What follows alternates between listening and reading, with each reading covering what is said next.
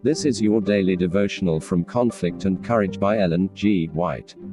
Today's devotion title is No Generation Gap. 1 Samuel 3. The above scripture references guide to the Bible account of the experience from which the lesson has been drawn. Verse of the day. And the child Samuel ministered unto the Lord before Eli. And the word of the Lord was precious in those days, there was no open vision.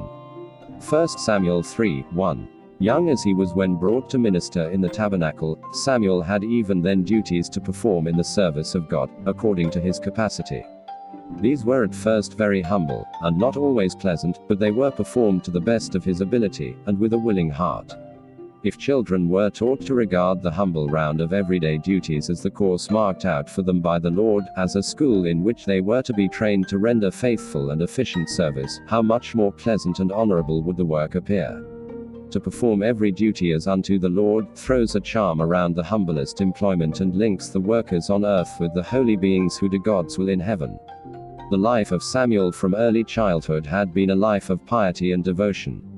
He had been placed under the care of Eli in his youth, and the loveliness of his character drew forth the warm affection of the aged priest. He was kind, generous, diligent, obedient, and respectful.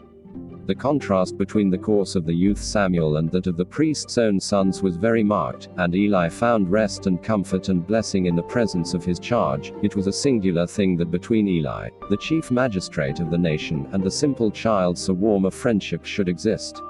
Samuel was helpful and affectionate, and no father ever loved his child more tenderly than did Eli this youth. As the infirmities of age came upon Eli, he felt more keenly the disheartening, reckless, profligate course of his own sons, and he turned to Samuel for comfort and support. How touching to see youth and old age relying one upon the other, the youth looking up to the aged for counsel and wisdom, the aged looking to the youth for help and sympathy. This is as it should be.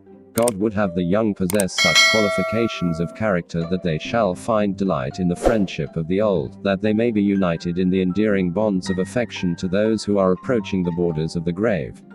CC 144.